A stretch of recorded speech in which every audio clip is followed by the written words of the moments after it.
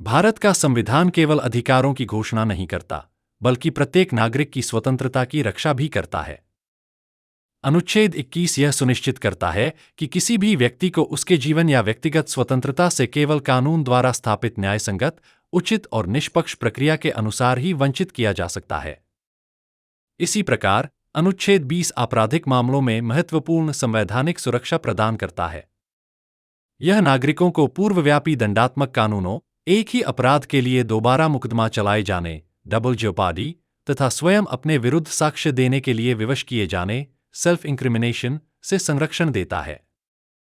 इसीलिए केवल एफआईआर दर्ज हो जाने या किसी व्यक्ति की गिरफ्तारी हो जाने मात्र से उसे अपराधी नहीं माना जा सकता। सर्वोच्च न्यायालय ने क्या कहा है? सर्वोच्च न्यायालय ने अनेक निर्णयों में इस सिद्धांत को बार बार दोहराया है। ललिता कुमारी बनाम उत्तर प्रदेश सरकार 2014 2 SCC 1 के ऐतिहासिक निर्णय में न्यायालय ने कहा कि यदि पुलिस को किसी संज्ञेय अपराध की सूचना प्राप्त होती है तो सामान्यतः एफआईआर दर्ज करना अनिवार्य है। लेकिन न्यायालय ने कहीं भी यह नहीं कहा कि एफआईआर दर्ज होते ही आरोपी का अपराध सिद्ध हो जाता है। इसी प्रकार अरनेश कुमार बनाम बिहार राज्य के निर्णय में सर्वोच्च न्यायालय ने स्पष्ट किया कि हर एफआईआर के बाद गिरफ्तारी करना आवश्यक नहीं है। इन दोनों निर्णयों का सार केवल एक है। एफआईआर कानूनी प्रक्रिया की शुरुआत करती है, उसका परिणाम तय नहीं करती। पूरी आपराधिक न्याय प्रक्रिया को 5 चरणों में समझिए। पूरी आपराधिक न्याय प्रक्रिया को 5 सरल चरणों में समझा जा सकता है। पहला चरण, एफआईआर। संज्ञेय अपराध की सूचना पुलिस द्वारा दर्ज की जाती है। यहीं से आपराधिक न्याय प्रक्रिया प्रारंभ होती है। दूसरा चरण, जांच, इन्वेस्टिगेशन।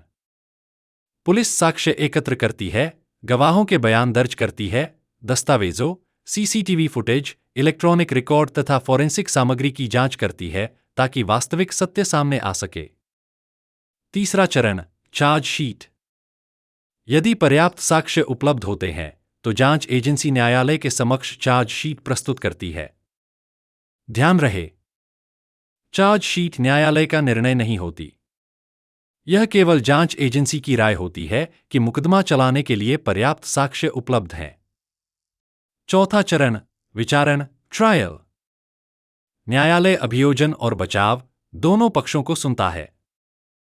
गवाहों की मुख्य परीक्षा और जिरह होती है। साक्ष्यों की जांच की जाती है और प्रत्येक कानूनी तर्क का निष्पक्ष मूल्यांकन किया जाता है।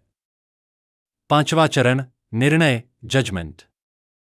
निष्पक्ष विचारण पूरा होने के बाद न्यायालय अपना निर्णय सुनाता है। यदि अभियोजन संदेह से परे अपराध सिद्ध कर देता है तो आरोपी को दोषी ठहराया जाता है।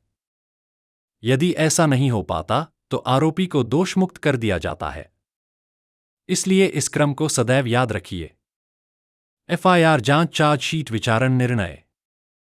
इन 5 चरणों का उद्देश्य अलग अलग है और इन्हें कभी भी एक दूसरे के साथ भ्रमित नहीं किया जाना चाहिए। एक सरल उदाहरण, मान लीजिए कि 2 भाइयों के बीच पैतृक संपत्ति को लेकर विवाद हो जाता है। क्रोध में आकर एक भाई दूसरे के विरुद्ध आपराधिक आरोप लगाते हुए एफआईआर दर्ज करा देता है। जांच के दौरान पुलिस को पता चलता है कि विवाद वास्तव में दीवानी प्रकृति का है और आपराधिक आरोपों के समर्थन में कोई विश्वसनीय साक्ष्य उपलब्ध नहीं है। ऐसी स्थिति में पुलिस क्लोजर रिपोर्ट प्रस्तुत कर सकती है और यदि चार्जशीट दाखिल भी हो जाए तब भी न्यायालय विश्वसनीय साक्ष्यों के अभाव में आरोपी को दोषमुक्त कर सकता है। अब एक क्षण के लिए सोचिए, यदि केवल एफआईआर दर्ज होने के कारण ही समाज उस व्यक्ति को पहले से अपराधी घोषित कर दे तो यह उसके साथ कितना बड़ा अन्याय होगा। इसीलिए कानून कहता है कि किसी भी व्यक्ति को दोषी घोषित करने से पहले जांच होगी, साक्ष्य प्रस्तुत होंगे, निष्पक्ष विचारण होगा और अंत में न्यायालय अपना निर्णय देगा। निष्कर्ष, आइए इस पूरे विषय की 5 सबसे महत्वपूर्ण बातें एक बार फिर याद कर लेते हैं। पहली बात, एफआईआर केवल आपराधिक न्याय प्रक्रिया की शुरुआत है। दूसरी बात, केवल एफआईआर, गिरफ्तारी या चार्जशीट किसी व्यक्ति का अपराध सिद्ध नहीं करती। तीसरी बात, आरोपी, अक्यूज्ड और दोष सिद्ध व्यक्ति, कन्विक्टेड पर्सन, में मूलभूत कानूनी अंतर है। चौथी बात, केवल एक सक्षम न्यायालय ही निष्पक्ष विचारण के बाद किसी व्यक्ति को दोषी ठहरा सकता है। पांचवीं और सबसे महत्वपूर्ण बात, कभी भी किसी व्यक्ति को केवल एफआईआर, गिरफ्तारी, मीडिया रिपोर्ट या सोशल मीडिया की चर्चाओं के आधार पर अपराधी मत मानिए। आपराधिक न्याय व्यवस्था का यह कालजयी सिद्धांत सदैव याद रखिए। 100 दोषी व्यक्ति छूट जाए तो भी चलेगा, लेकिन एक भी निर्दोष व्यक्ति को दंड नहीं मिलना चाहिए। यही विधि के शासन, रूल ऑफ लॉ, का मूल आधार है। यही हमारे संविधान की आत्मा है। और यही प्रत्येक नागरिक की स्वतंत्रता की सबसे सशक्त सुरक्षा भी है। यदि आपको यह वीडियो उपयोगी लगा हो तो कृपया इसे लाइक, शेयर और सब्सक्राइब अवश्य करें। यदि आपके मन में एफआईआर, गिरफ्तारी, जमानत, चार्जशीट, आपराधिक मुकदमों या भारतीय कानून से संबंधित कोई भी प्रश्न हो तो उसे कमेंट सेक्शन में अवश्य लिखें। आपके प्रश्न और सुझाव हमें भविष्य के कानूनी जागरूकता संबंधी वीडियो तैयार करने में प्रेरणा देते हैं।